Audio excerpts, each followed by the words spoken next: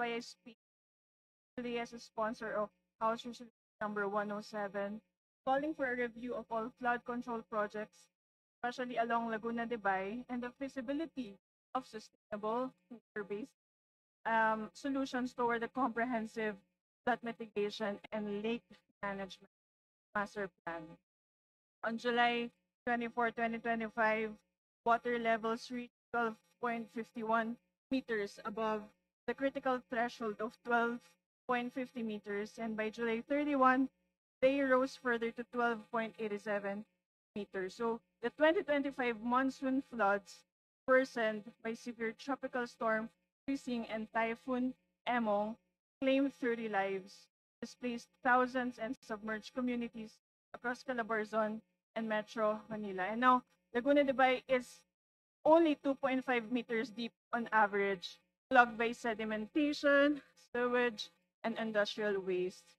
Ang fecal coliform levels, isang bacteria po na nakakaapekto sa kalidad ng tubig at produkto ng lawa ay nasa 2 million MPN per 100 ml. So it's 10,000 times the safe limit. So hindi na po ito lawa ng kabuhayan, kundi nagiging lason na bitag kung saan nanatili ang baha, bagyo-bagyo. At kahit bilyon-bilyon piso na nagagastos sa flood control, taon-taon lumalala pa rin po ang pagbaha. So this is a failure of governance. Kailangan nating aminin na may mga kapalpakan na po at may kapalpakan po ang gobyerno na sa kabila ng napakaraming pondo, sa kabila ng napakaraming batas at institusyon na binuo para proteksyonan ng lawa, ay patuloy pa rin itong nasisira, nakakawawa at nagdudulot ng baha sa mga karatig bayan. Kasama na po ang aking ito sa Kalamba. At ang solusyon po ito dito ay hindi dapat pader lang at pump lamang. Kailangan respetuhin natin ang kalikasan, and the way forward must blend engineering, science with ecology.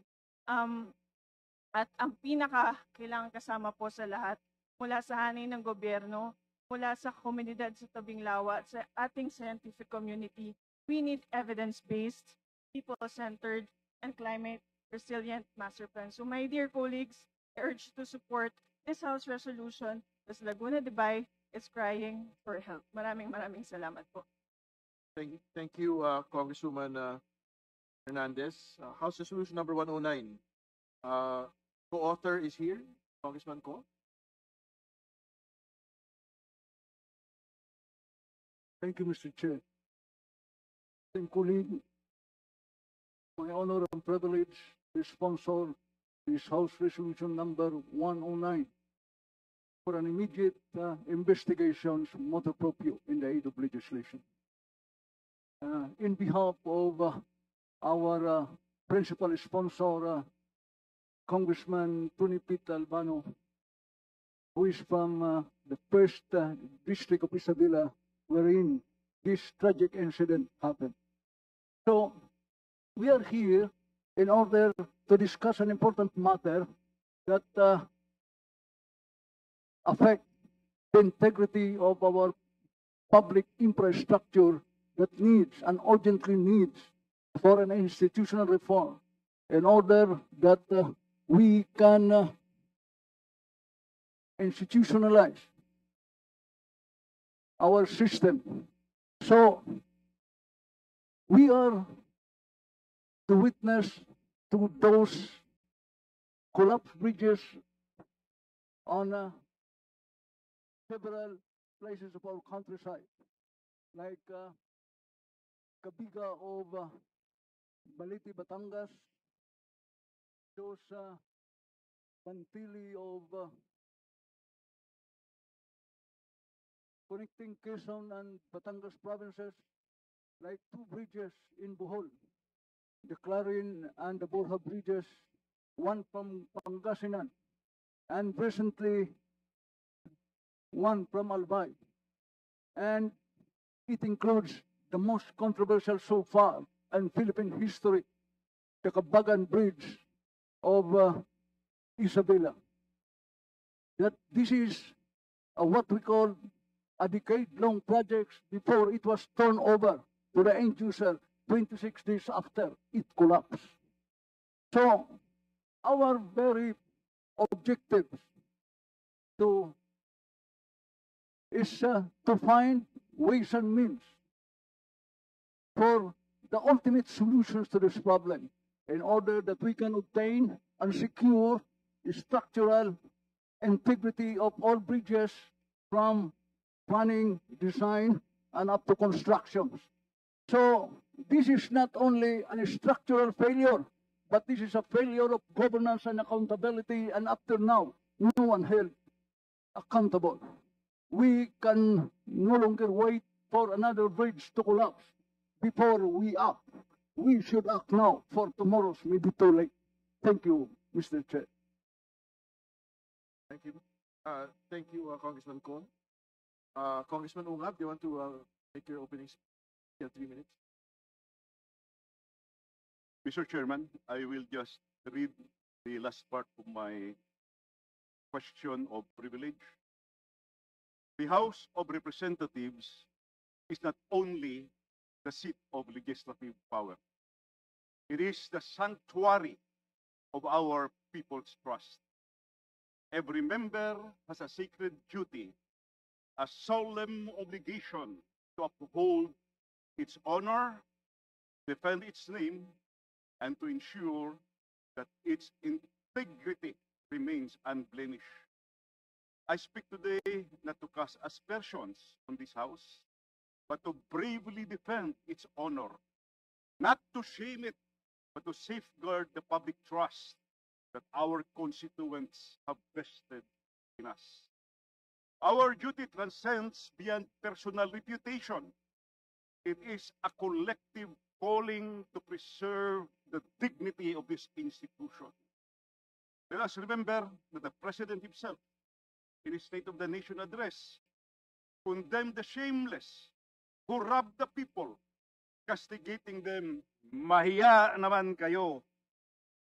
The entire audience, including members of this House, uploaded those words in good conscience. But now the public asks, if Congress investigates, can the investigation be trusted when some of those accused are congressmen themselves? This is a difficult question, one that cannot be ignored or swept aside. For the credibility of this House depends on our willingness to confront it. Silence will not shield us from doubt. Only truth and transparency can do so. Yes, it is true. We possess the authority to investigate in aid of legislation. Yet there is a duty higher than this power, which is credibility. The credibility of this institution.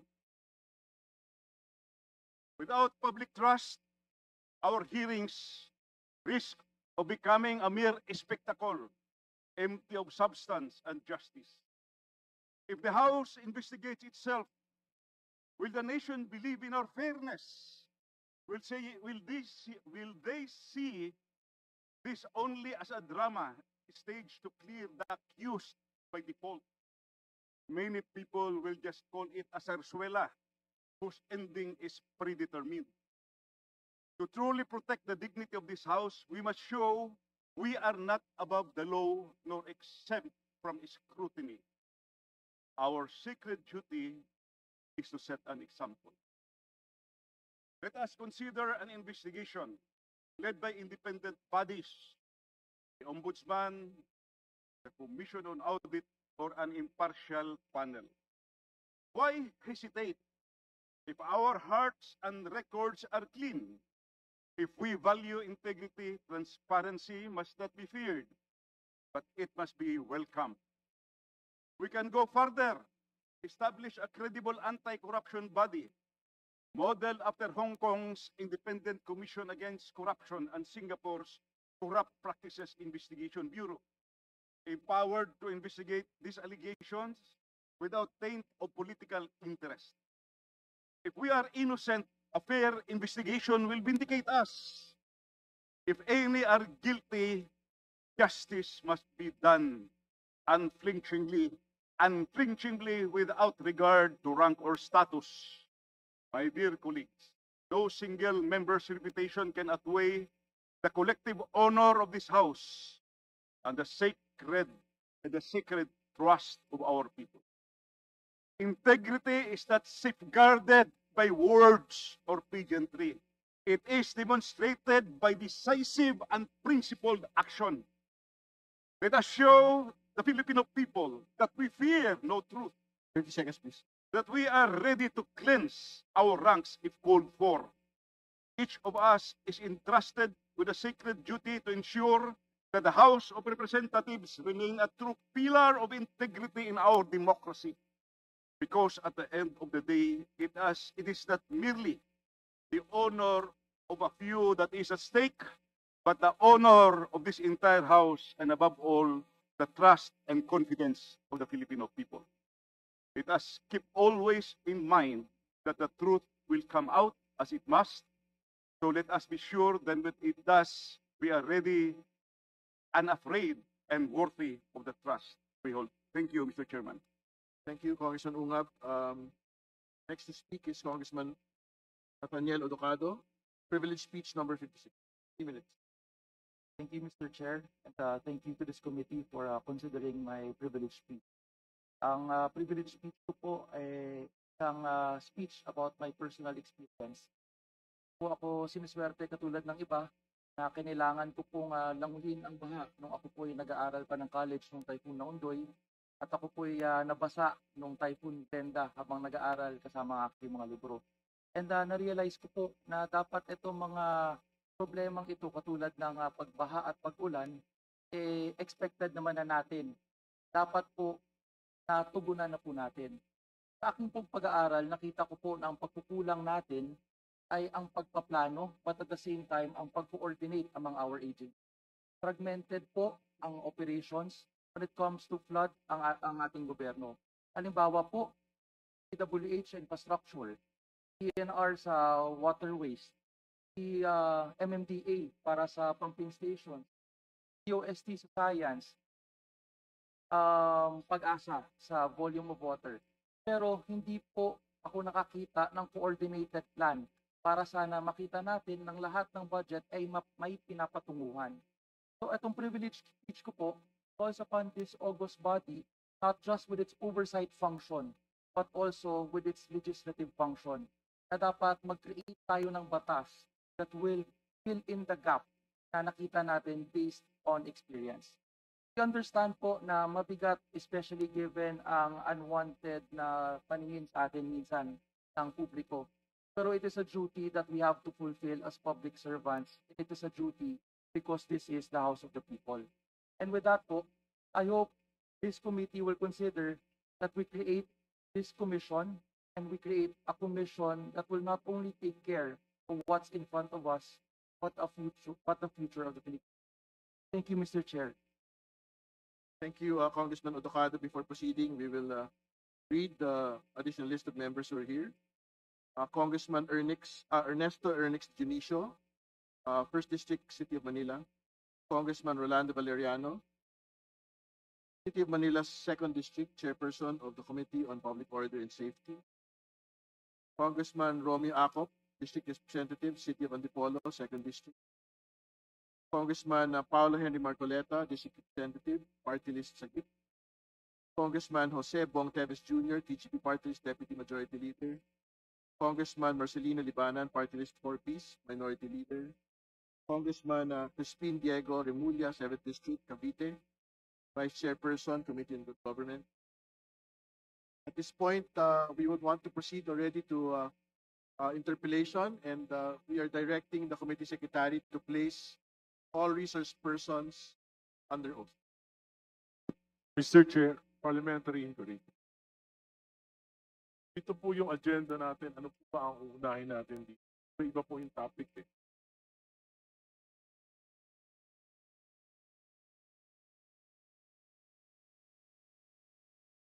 We will focus on House Resolution number 88 of Congressman Elijah San Fernando, a resolution directing the Committee on Public Works, Highways, and other appropriate committees to conduct an investigation in aid of legislation on the persistent, widespread, and escalating mismanagement and failure of the government's flood control initiatives with the end in view of safeguarding public funds